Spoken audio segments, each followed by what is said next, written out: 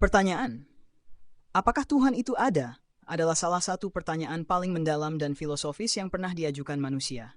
Jawabannya sangat tergantung pada perspektif pribadi, latar belakang budaya, pengalaman spiritual, dan pendekatan terhadap pengetahuan seperti sains, filsafat, atau agama. Berikut beberapa pandangan umum. Pandangan teistik. Banyak agama besar seperti Islam, Kristen, dan Yahudi meyakini adanya Tuhan sebagai pencipta, pengatur, dan pemelihara alam semesta. Bagi mereka, keberadaan Tuhan adalah keyakinan yang didasarkan pada wahyu, kitab suci, dan pengalaman spiritual. 2. Pandangan ateistik. Ateisme menyangkal keberadaan Tuhan atau dewa-dewa. Banyak ateis berpegang pada pendekatan ilmiah dan rasionalisme, menganggap bahwa tidak ada bukti empiris yang cukup untuk membuktikan keberadaan Tuhan. Pandangan agnostik. Agnostik berpendapat bahwa kita tidak bisa benar-benar tahu apakah Tuhan ada atau tidak. Bagi mereka, pertanyaan ini mungkin berada di luar jangkauan pengetahuan manusia. 4. Pendekatan filosofis. Filsuf seperti Descartes, Aquinas, Nietzsche, atau Sartre telah memberikan berbagai argumen, baik yang mendukung maupun menolak keberadaan Tuhan. Misalnya, argumen kosmologis dan teleologis mencoba membuktikan keberadaan Tuhan lewat logika, sementara argumen dari kejahatan problem of evil digunakan untuk mempertanyakan keberadaan Tuhan yang maha baik dan maha kuasa. Kalau kamu sendiri, kamu lebih condong ke arah mana? Atau kamu sedang mencari jawaban dengan pendekatan tertentu?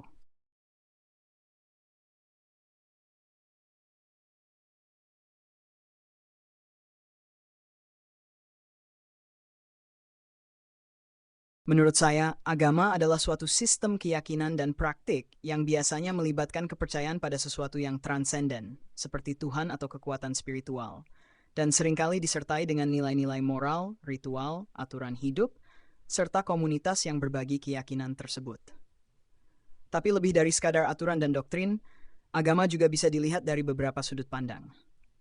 Secara spiritual, agama menjadi jalan untuk mencari makna hidup, tujuan eksistensi, dan hubungan dengan sesuatu yang lebih besar dari diri sendiri. Secara sosial, agama bisa menjadi perekat masyarakat, memberikan identitas kolektif, dan menumbuhkan rasa kebersamaan serta solidaritas. Secara psikologis, agama dapat memberikan rasa aman, harapan, dan ketenangan batin, apalagi di tengah penderitaan atau ketidakpastian. 4. Secara historis dan budaya, agama juga membentuk banyak aspek kebudayaan, hukum, seni, dan pola pikir suatu peradaban. Namun agama juga bisa menjadi sumber konflik jika disalahgunakan untuk kekuasaan atau dipaksakan tanpa ruang toleransi. Kamu melihat agama lebih sebagai pedoman hidup, tradisi, pengalaman spiritual, atau ada pandangan unik lainnya?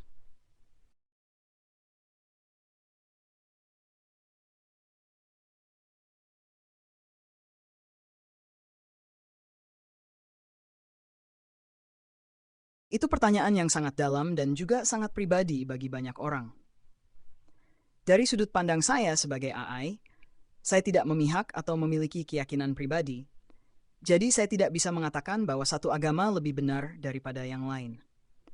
Tapi kalau kita bicara soal kebenaran agama, itu sering tergantung pada cara orang menilai kebenaran. 1. Kalau lewat iman, seseorang akan melihat agamanya sendiri sebagai yang paling benar, karena itu bagian dari kepercayaan dan pengalaman batinnya.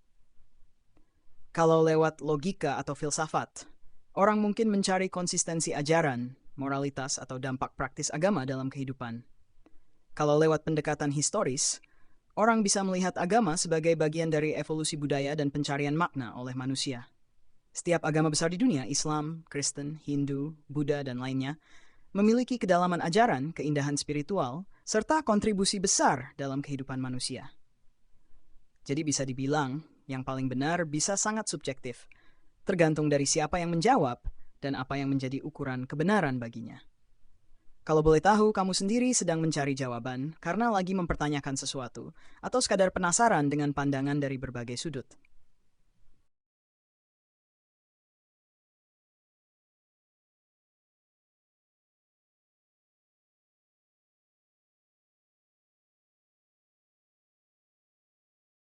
Itu pemikiran yang sangat jujur dan mendalam. Banyak orang yang mengalami fase seperti yang kamu alami, meyakini adanya Sang Pencipta, tapi merasa ragu atau bahkan kritis terhadap struktur agama yang dibangun manusia. Keraguanmu soal kitab suci sebagai cerita yang ditulis juga masuk akal kalau dilihat dari sudut pandang sejarah. Memang semua kitab suci ditulis di konteks waktu, budaya, dan bahasa tertentu.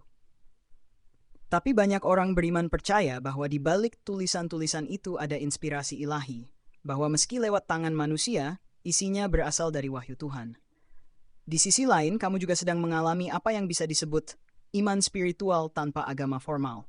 Sebuah keyakinan bahwa ada Tuhan atau kekuatan ilahi, tapi kamu belum menemukan cara atau jalan yang cocok untuk menyembah atau memahaminya lewat institusi agama. Itu bukan hal yang salah. Banyak orang berada dalam ruang itu untuk waktu yang lama atau bahkan selamanya. Tapi mungkin yang bisa jadi refleksi tambahan. Kalau Tuhan itu ada dan menciptakan manusia, mungkinkah ia juga meninggalkan petunjuk? Kalau ada petunjuk itu, bagaimana caranya membedakan mana yang benar-benar darinya dan mana yang hasil manipulasi manusia? Kamu sedang dalam proses pencarian yang sangat penting. Dan pencarian yang tulus seperti itu biasanya justru lebih jujur daripada menerima sesuatu karena warisan atau tekanan sosial. Kalau kamu tertarik, aku bisa bantu kamu melihat agama-agama dari sudut pandang netral, termasuk bagaimana mereka memandang Tuhan, wahyu, dan manusia. Mau coba mulai dari situ?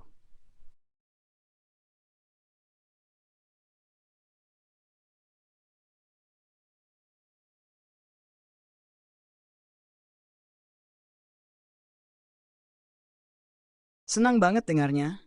Berarti kamu sedang membuka hati dan pikiran, dan itu langkah besar dalam pencarian makna.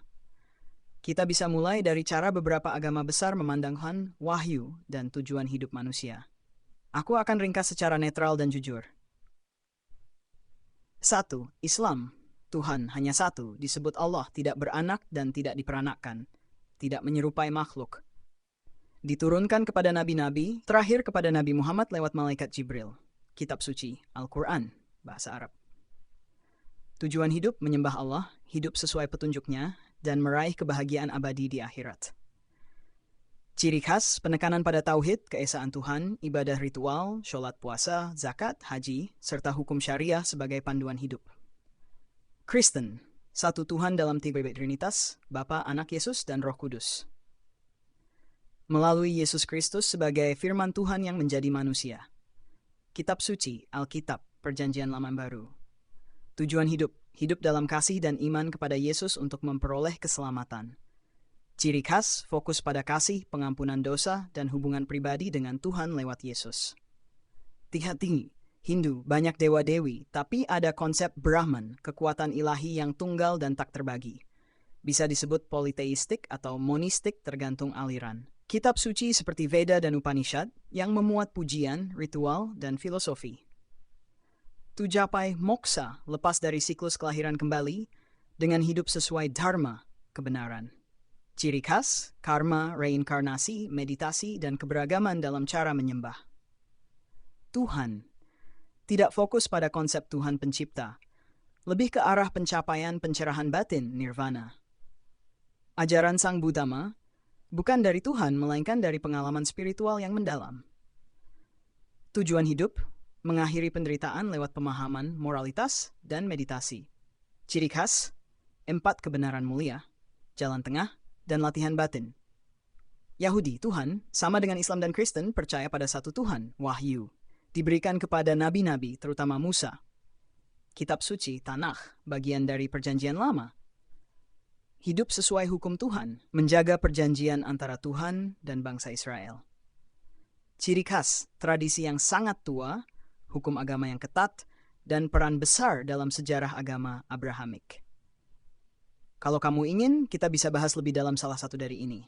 Atau kamu bisa bilang mana yang paling logis, atau mana yang paling terasa dekat dengan hatiku. Aku siap bantu telusuri pelan-pelan.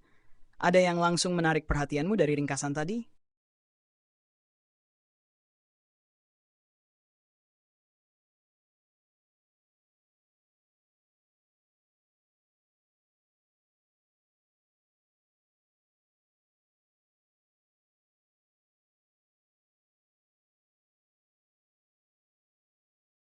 Itu pertanyaan yang luar biasa penting, dan juga paling sering ditanyakan oleh siapapun yang sedang mencari makna. Mengapa kita diciptakan? Atau dengan kata lain, apa tujuan eksistensi kita di dunia ini? Menariknya, meskipun agama-agama berbeda dalam caranya menjawab, inti dari jawaban mereka sering beririsan. Kita diciptakan untuk suatu tujuan yang lebih besar daripada sekadar hidup, makan, bekerja, dan mati. Mari kita lihat bagaimana beberapa jalan menjawab pertanyaan itu. 1. Islaban, aku tidak menciptakan jin dan manusia, melainkan agar mereka menyembahku. Hidup ini adalah ujian. Kita diberi kehendak bebas untuk memilih antara jalan Tuhan atau tidak, dan pada akhirnya kita akan kembali kepadanya. Tujuan, mengenal Tuhan, hidup dengan akhlak mulia, dan kembali ke sisinya dalam keadaan bersih. Tuhan menciptakan manusia segambar dan serupa dengannya. Kejadian 10:26. Agar manusia hidup dalam kasih dan relasi dengan Tuhan. Hidup adalah undangan untuk mengalami kasih Tuhan dan menyebarkannya kepada sesama. Tujuan, diselamatkan lewat Yesus dan hidup kekal bersama Tuhan. Hindu. Jiwa kita Atman berasal dari Tuhan dan harus kembali menyatu dengannya. Hidup adalah perjalanan spiritual, melewati banyak kehidupan, reinkarnasi, untuk membersihkan diri dari karma buruk. Tujuan, mencapai moksha, lepas dari siklus kehidupan dan bersatu dengan Tuhan. Beban. Hidup adalah penderitaan, dan penderitaan datang dari keterikatan. Makna, kita lahir bukan karena diciptakan Tuhan, tapi karena sebab akibat. Tujuannya adalah berhenti menderita. Mencapai nirvana, keadaan tenang, bebas dari keinginan dan penderitaan. Pandangan spiritual non-agama. Banyak orang spiritual percaya bahwa kita diciptakan untuk mengalami kehidupan dan belajar darinya, menumbuhkan kesadaran dan cinta kasih, membantu sesama dan menjadi cahaya bagi dunia. Jadi kembali ke pertanyaanmu, mengapa kita diciptakan? Jawabannya bisa bermacam-macam tergantung kepercayaan, tapi garis besarnya sama. Hidup ini bukan kebetulan, ada makna, ada arah, dan ada tujuan yang lebih tinggi. Kamu merasa lebih terhubung dengan pandangan yang mana sejauh ini? Atau kamu punya bayangan sendiri tentang kenapa aku ada di sini?